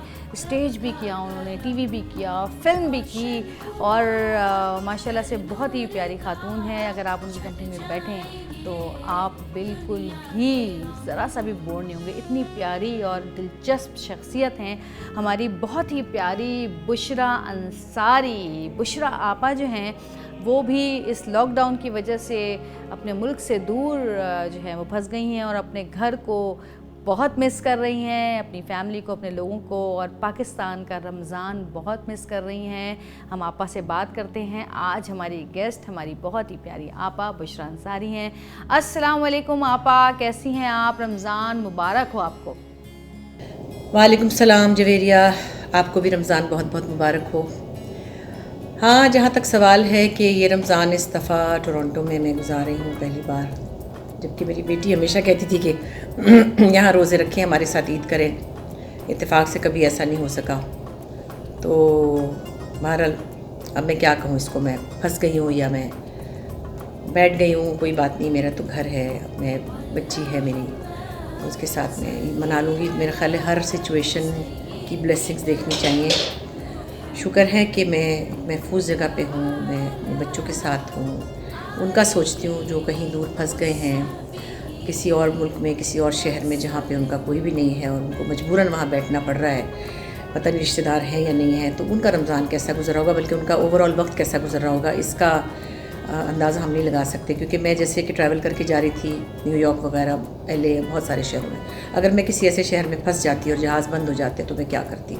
सो उससे मैं समझती हूँ कि बहुत अच्छी सिचुएशन में मैं हूँ और मैं बहुत शुक्र अदा करती हूँ अल्लाह का। हर हालत में शुक्र करना चाहिए वैसे तो, लेकिन मेरे पास तो शिकवा करने के लिए कोई बात नहीं है। इसलिए रमज़ान यहाँ हो या वहाँ हो, महीना तो बहुत ही बरकतों वाला है, बल्कि बड़े वक्त पे आया है।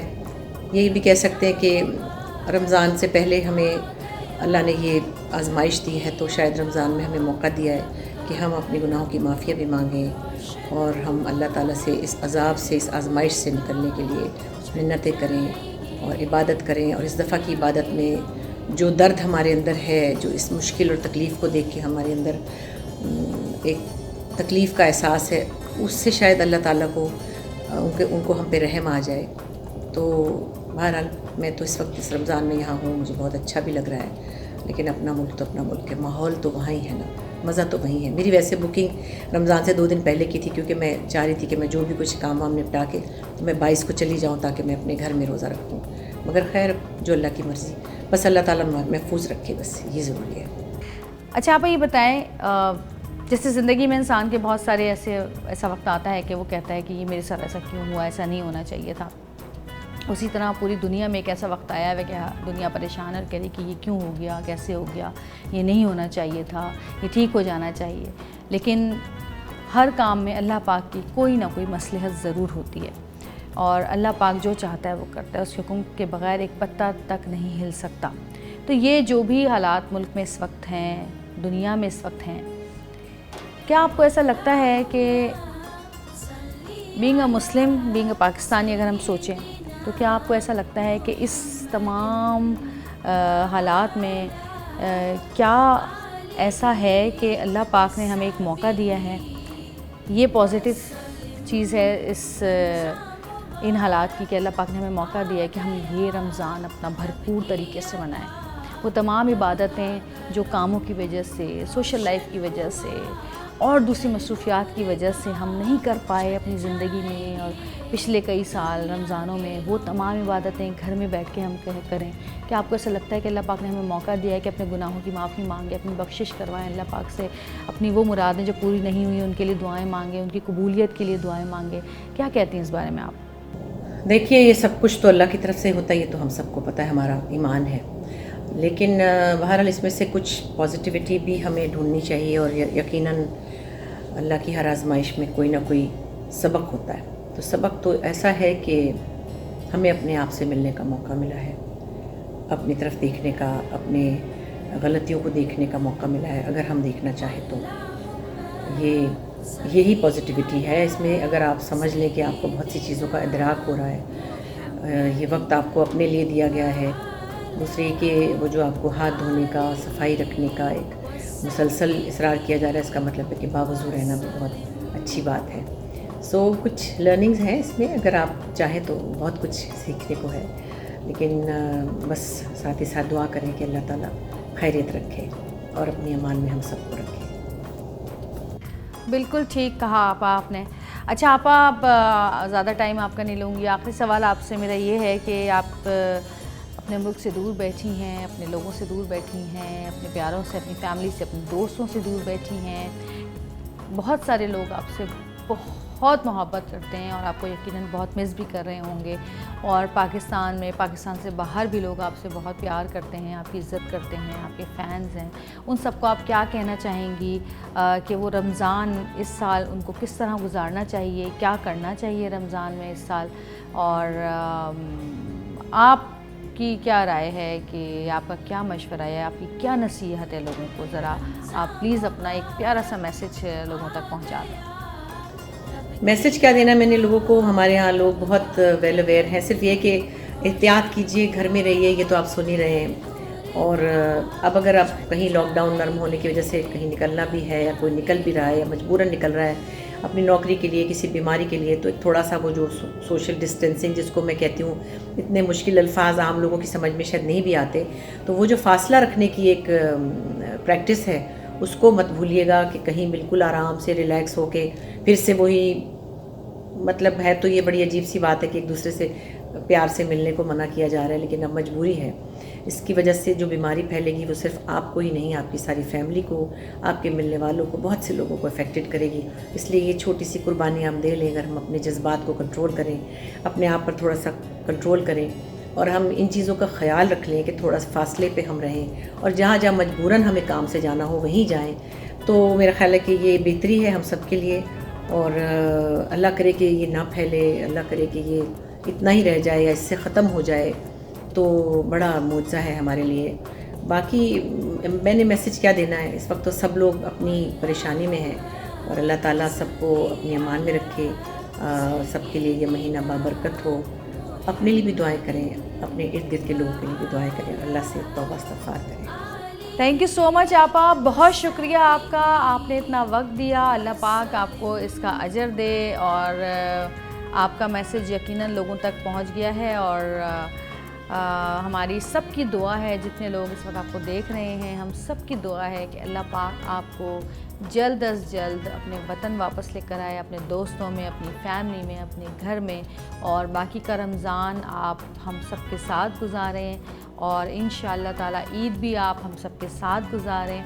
और आप सबसे भी मेरी दुआ है कि सब दुआ करें कि जितने लोग दूसरे मुल्कों में फंसे हुए हैं जल्द अपने अपने घरों को, अपने वतन को वापस आएँ। आमीन सुम आमीन। थैंक यू आपा, अल्लाह पाक आपको सेहत के साथ लंबी उम्र, ज़िंदगी, कामयाबियाँ, सलामती अता करे। आमीन सुम आमीन। I love you. अल्लाह हाफ़िज़।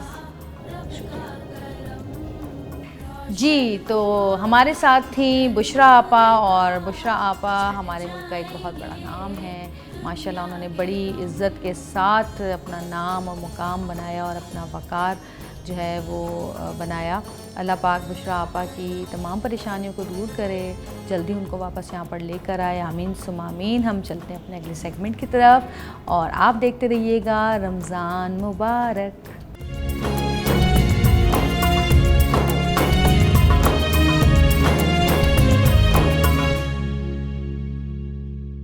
नहमदुहु व नसल्ली अला रसूलिहिल करीम, अम्मा बाद, अऊज़ु बिल्लाहि मिनश शैतानिर रजीम, बिस्मिल्लाहिर रहमानिर रहीम। तमाम तारीफ़ें अल्लाह सुब्हानहु व तआला के लिए और दुरूद व सलाम अल्लाह के रसूल हुज़ूर मोहम्मद मुस्तफ़ा सल्लल्लाहु अलैहि व आलिहि वसल्लम। आज का जो वजीफ़ा है वो इंतहाई अहम है।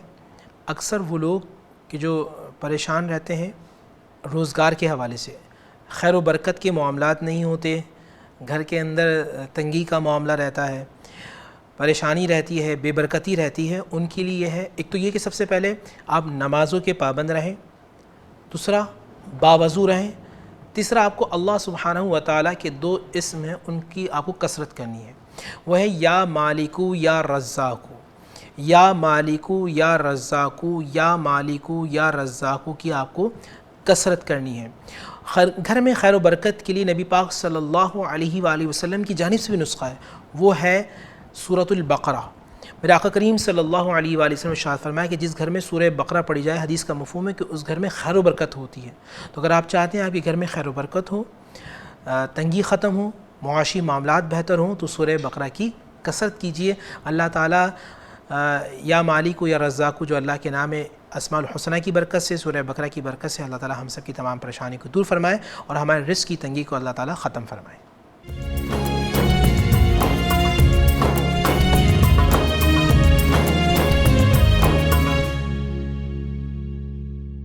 यकीनन आप लोगों को मेरा प्रोग्राम पसंद आया होगा और आप लोगों से यही उम्मीद है कि आप लोग मेरी हौसला अफजाई करते रहें, मेरी जो गलतियां हैं उनको सुधारते रहें, मुझे मशवरे देते रहें। आपके कमेंट्स का मुझे इंतज़ार रहेगा, अच्छे कमेंट्स का। और अगर आप मुझे कोई मशवरा भी देना चाहते हैं, आपको ऐसा लगता है कि मैंने इसमें कुछ गलती की है या मुझे इस तरह नहीं इस तरह करना चाहिए था, तो आप लोग बहुत आराम से मुझे मशवरा दे सकते हैं। लेकिन बस अल्फाज का चुनाव खूबसूरत होना चाहिए, क्योंकि कहते हैं कि बात चाहे कितनी ही बुरी क्यों ना हो, अगर लहजा मोहब्बत का हो, अल्फाज मोहब्बत वाले हों तो आपको बुरी नहीं लगती। लेकिन बात कितनी ही अच्छी क्यों ना हो, अगर लहजा अच्छा नहीं है, अल्फाज का चुनाव अच्छा नहीं है, अल्फाज का इंतखाब अच्छा नहीं है, तो वो बात आपके ना दिल पे लगती है ना आपके दिमाग में समाती है, बस गुस्से में आपको लेकर आती है। तो जी इंजॉय करें। मैंने आपको आज जो भी पकाना बनाना चटनियाँ बनानी सिखाई हैं घर में, वो चटनियाँ वैसे आप लोग बनाते होंगे, लेकिन बनाएं, अपने घर वालों को पेश करें। और अफ्तार का टाइम कुछ ही देर में हो जाएगा, तो आप लोग भी अफ्तार करें ताकि मैं भी आराम से अफ्तार कर सकूं। और अगर आप लोगों को ऐसा लगे कि मैंने जो आपको रेसिपीज़ बताई हैं वो अच्छी नहीं है, तो आप लोग मुझे ज़रूर कमेंट कीजिएगा कि भाई अच्छी नहीं थी, हमने बनाया हमें अच्छा नहीं लगा। बस अल्लाह पाक हम सबको अपने हिफ्ज़ और मान में रखे और हमको जो है इस रमज़ान में इनकी इबादतों का, तिलावतों का हक़ अदा करने की तौफ़ीक अता फ़रमाए। और बस यही कहूँगी आपसे कि मेरा यूट्यूब चैनल जो है उसको सब्सक्राइब करें, बेल आइकन पर क्लिक करें और लाइक करें, शेयर करें मेरी वीडियोस को अपने फेसबुक पे, इंस्टा पे और अपने यूट्यूब चैनल पे। तो आपके बड़ा मुझ पर जो है वो एक बड़ा एहसान होगा क्योंकि मैंने नोटिस किया है कि मैंने इससे पहले जितनी कुछ अपनी वीडियोस बनाई जिसमें मैंने अपने घर आप लोगों को दिखाया और आप लोगों की मोहब्बत है, आप लोगों ने बहुत पसंद किया, बहुत शौक़ से देखी मेरी वीडियोस। बहुत सारे लोगों को बुरा भी लगा, क्या कहे, उनकी अपनी सोच है, उनके लिए मैं कुछ भी नहीं कर सकती, बस दुआ कर सकती हूँ कि अल्लाह ऐसे लोगों को हिदायत दे। लेकिन मैंने नोटिस किया है कि अगर मैं कोई वैसे लोग हम लोगों को बहुत बोलते हैं कि भाई ये जो है क्या कहते हैं, कभी ड्रामों में आ जाते हैं, कभी सर पर दुपट्टा लेकर रमज़ान ट्रांसमिशन शुरू कर देते हैं, कभी नाते पढ़ने लग जाते हैं। तो भाई हम इंसान हैं, हमारी ज़िंदगी में हर तरह का वक्त आता है, हम काम भी करते हैं क्योंकि टीवी पे आना हमारा काम है। और अगर हम सोशल मीडिया पे आ रहे हैं तो ये भी हमारा काम है। तो ये हम अपने काम की तरह करते हैं, इबादत हम अपने लिए करते हैं, अपने अल्लाह के लिए करते हैं। और हाँ, जब अल्लाह का नाम लिया जाता है तो सर पे दुपट्टा लेना तो लाजमी हो जाता है। लेकिन मैंने अब आप लोगों की भी मैं बताऊंगी कि मैंने आप लोगों को भी नोट किया है कि आप लोग दूसरी वीडियोस जो है वो तो बड़े शौक़ से देखते हैं, मिलियन व्यूज़ आ रहे, ये आ रहे, वो आ रहे, लेकिन जब अल्लाह की बात करें, इस्लाम का कोई प्रोग्राम डालें, इस्लामी वीडियोस डालें, तो आप लोगों के व्यूज़ इतने कम होते हैं। मैं तो खुद हैरान हो जाती हूँ कि भाई ये क्या बात हुई, ये क्यों लोग नहीं देख रहे। क्योंकि हम तो अपने दिल से करते हैं हर काम और मेहनत से करते हैं, मोहब्बत से करते हैं। और ये ट्रांसमिशन करने का भी देखें, इस ट्रांसमिशन में जिस तरह दूसरी ट्रांसमिशन में लोग बहुत पैसा कमाते हैं, लाखों रुपए मिलते हैं, बिल्कुल मिलते हैं, क्योंकि ज़ाहिर है आपका एक अपना टाइम पूरा एक महीने का, और लाइव ट्रांसमिशन बहुत मुश्किल होती है। लाइव ट्रांसमिशन में आपका दिमाग बिल्कुल जाग रहा होता है, कोई भी गलती करने की गुंजाइश नहीं होती है, बहुत सारे लोग होते हैं, बहुत काम हो रहा होता है, हर इंसान मेहनत कर रहा होता है उधर, और इसलिए सबको वहाँ पे बहुत पैसा भी मिलता है, बिल्कुल मिलता है। और ये काम ही ऐसा है, लाइव ट्रांसमिशन करना, इतने घंटे लंबी ट्रांसमिशन होती है। मैं भी रोज़े के साथ की लंबी ट्रांसमिशन करती थी, मुझे लग पता जाता था। लेकिन यूट्यूब पे मेरे घर में अगर मैं ये ट्रांसमिशन कर रही हूँ, जहाँ मुझे कोई पैसे देने वाला नहीं है, कोई चैनल नहीं है मेरे पास, कोई स्पॉन्सर नहीं है, कुछ नहीं है, ये मैं अपने दिल से कर रही हूँ, मैं अपनी खुशी से ये ट्रांसमिशन कर रही हूँ, क्योंकि मैं चाहती हूँ कि इस साल भी मेरा आप लोगों से वही ताल्लुक़ रहे जो हर साल रहता है। मैं ये चाहती हूँ कि मैं इस साल भी अल्लाह पाक का ज़िक्र उसी तरह करती रहूँ जिस तरह मैं पिछले सालों में करती रही हूँ आप लोगों के साथ। क्योंकि घर में बैठ के सिर्फ इबादत करना, कुरान पाक पढ़ना, तिलावत करना, ये हमारे अपने लिए होता है कि हम अपने लिए सवाब कमा रहे हैं, ठीक है ना, अपनी फैमिली के लिए, अपने लिए। लेकिन जब हम कोई अच्छी बात किसी दूसरे तक पहुंचाते हैं तो फिर वो सदका जारिया बन जाती है। तो मेरे इस प्रोग्राम के तवस्सुस से अगर कोई अच्छी बात आप तक पहुंचती है तो अल्लाह पाक से मेरी दुआ है कि उसको मेरे लिए, मेरे बच्चों के लिए, मेरी फैमिली के लिए सदका जारिया बना दे।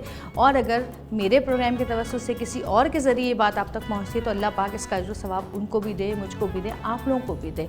और अगर आप लोग मेरा प्रोग्राम शेयर करते हैं, लाइक करते हैं, लोगों को आगे भेजते हैं तो यकीनन उन लोगों तक भी वो बात पहुँचती है, तो इस सदका जारिया में आप लोग भी शामिल हो जाते हैं। तो अल्लाह पाक से यही दुआ है कि अल्लाह पाक मेरी इस ट्रांसमिशन को, इसमें की हुई तमाम बातों को, इसमें की हुई तमाम इबादत को, ज़िक्र को, खैर को, हम्दो सना को, मुनाजात को अपने बारगाह इलाही में कबूल फ़रमाए और हमें तौफ़ीक दे कि हम ये पूरा रमज़ान इसी तरह ये ट्रांसमिशन करें और आप तक हम ये तमाम अल्लाह की जो मैसेजेस हैं, बातें हैं, वो पहुंचाते रहें। आमीन सुम आमीन। अब चलती हूँ, अफ्तार का टाइम हो रहा है, बच्चे भी इंतज़ार कर रहे हैं ऊपर। अफ्तार करते हैं चल के। थैंक यू सो मच और देखते रहिएगा मेरा यूट्यूब चैनल और देखते रहिएगा रमज़ान मुबारक। अल्लाह हाफ़िज़। Allah shower your blessings and peace upon our Prophet Muhammad and upon his family and upon his companions.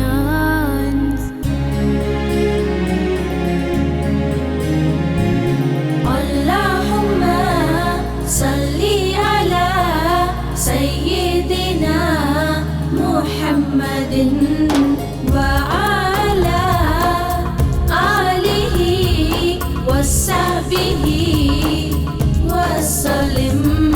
Ramzan मुबारक आ गया, रब की अता, रब का करम, रोशन हुआ दर नूर का छट जा